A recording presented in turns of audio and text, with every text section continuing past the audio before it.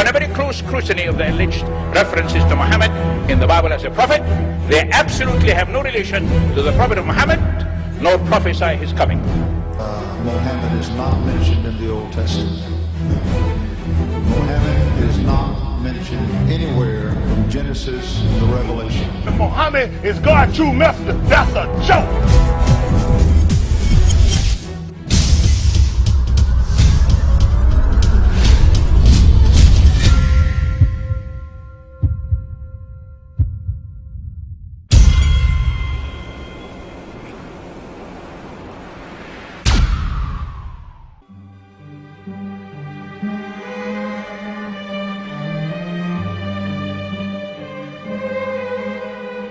Lo, we inspire thee as we inspired Noah and the prophets after him, as we inspired Abraham and Ishmael and Isaac and Jacob and the tribes, and Jesus and Job and Jonah and Aaron and Solomon, and as we imparted unto David the Psalms.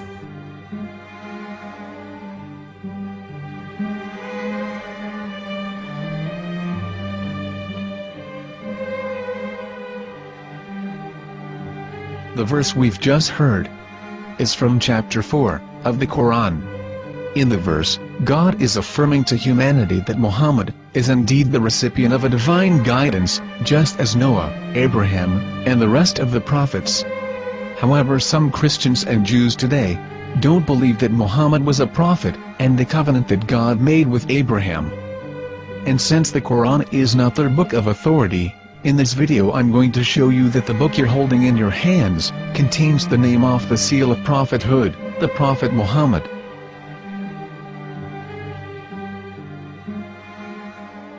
As known, the Old Testament was preserved in the Hebrew language. In the 5th chapter of the Shir HaShirim, which is one of the 5 Megillat or sacred scrolls that are part of the Hebrew Bible, or for short the Song of Solomon, as Christians know it today. That chapter is discussing someone. Jews will say it is discussing Solomon, while Christians will say it is discussing Jesus.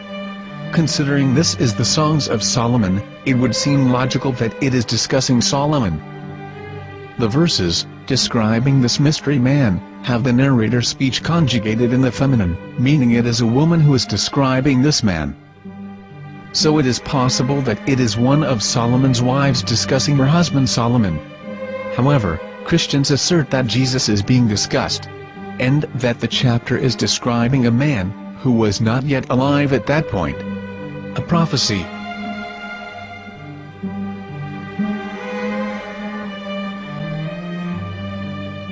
In reading the English translation of Song of Songs 5:16, it finishes the description by saying, "He is altogether lovely," but what most people don't know is that the name of that man was given in the original Megillat. Here is verse 16, and how it is written in ancient Hebrew, before introducing the vowels, in the 8th century. From the Hebrew Bible, on scripturetext.com. Here is the word in question.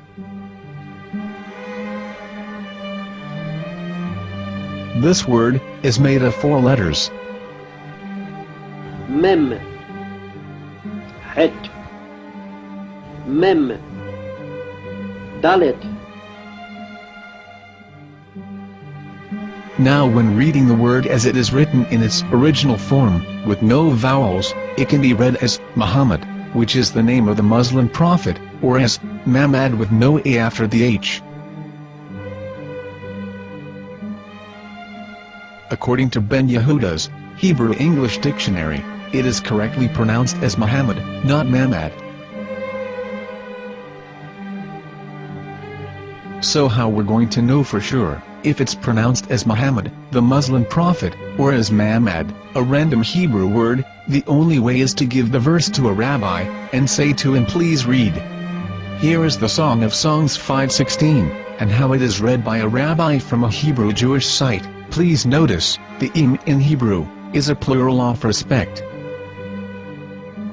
חיכו ממתקים וכולו מחמדים, זה דודי וזרעי בנות ירושלים. חיכו ממתקים וכולו מחמד, מחמד, מחמד, מחמד, מחמד, מחמד דין. זה דודי וזרעי בנות ירושלים.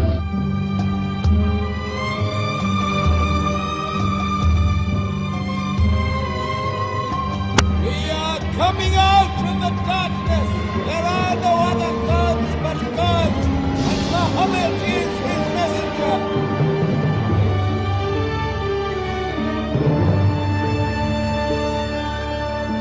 Let the world hear. חיכו ממתקים וכולו מחמד דין. זה דודי וזרעי בנות ירושלים. חיכו ממתקים וכולו מחמד, מחמד, מחמד, מחמד, מחמד, מחמד דין. זה דודי וזרעי בנות ירושלים.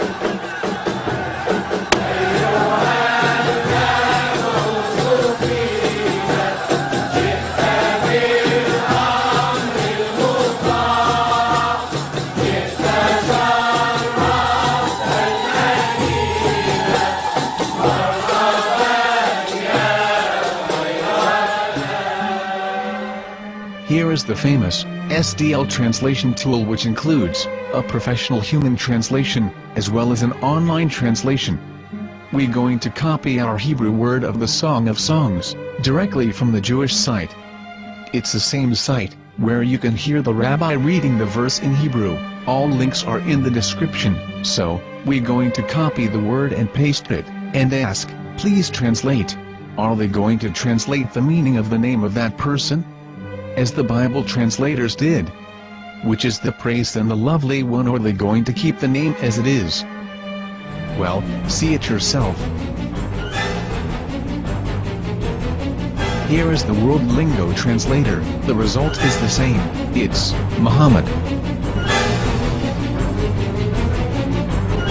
You have no right. You have no right to translate names of people. Anybody. Your name should be retained. Mr. Black is Mr. Black, though he's white. You have no right to translate names of people.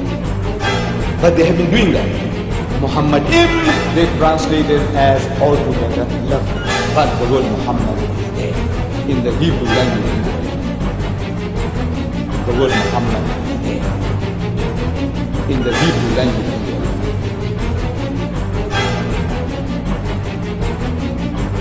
I will tell you a story from my own personal experience. Years ago, I used to spend every Sunday afternoon in a place called Speaker's Corner. And in my years down there, I got to know a Jewish rabbi. He was a very nice man, he used to listen to me, and he was always very polite and talked about Islam in a very nice way. And one day during one of our conversations, after some years, I thought that it was about time I should invite him to Islam. So I said to him, you know, my friend, we have been talking now for many years, and even you have admitted to me that Muhammad is a prophet. So why then do you not embrace Islam? He said to me, we Jews, we never change our religion. I said, but half of the rabbis of Medina became Muslim. He said, that is true, but still, we Jews never change our religion. I thought, what can I say to him? He looked at me and said, listen to me, my friend. God sent to us a prophet Moses, and we didn't even listen to him. Do you think we're going to listen to another prophet after him? From another tribe? From another people? When he said that, I had nothing left to say. He knew that Muhammad was a prophet. In fact, another rabbi also came up to me and he said to me, we know Muhammad is a prophet, and he quoted to me a passage from the Bible.